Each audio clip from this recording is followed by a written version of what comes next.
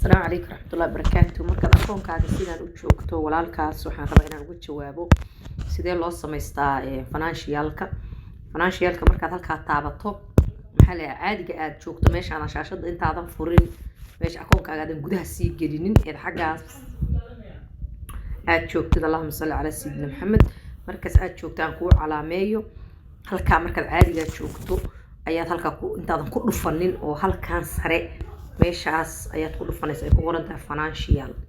Okay, markaad financialkaas taabato saan baa kuu soo baxaysa. Hadda aan $30 maantaan ku shubay insha Allah walaalkaas khayr Allah si noo soo sheego waan tijaabinaynaa. Waxaad dooranaysaa horta hal maalin baad rabtaa ma 3 beri baad rabtaa macnaha ma 5 beri 10 beri 9 beri imisaad rabtaa. Anigu hal beri baan iska taabtay lacagtoo dhan baad transfer kuma sameynaysid intaas kaliya dooranaysaa.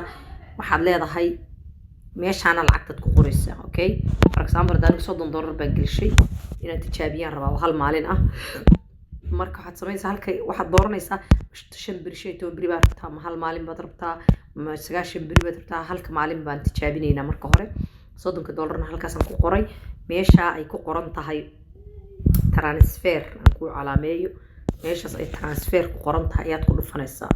marka halka ku dhufato confirm automatic halkaas ay gelaysaa ay financial ku qoran tahay ayay ku gelaysaa $30 aad ku shubatay. halkan asset kuna waa lacagta aad haysato ee marka akoonka kuugu hartay 30 markaad ka shubtay inta ina isfahanaan jecelahay halka bisa taabanaysaa automatic lacagtu waa gelaysaa. haddaad rabto hadhow inaad la soo baxdana bis daba halkan baad taabanaysaa markaad la soo baxaysidna dabcan halkaas aad ku dhufanaysaa transfer out oo rabto inaad kala soo baxdo. saasaan u gartay inkastoo wali la soo bixin bari baan eegayaa xilligiisa markay gaadho. Assalaamu calaykum waraxmatullaahi wabarakaatuh.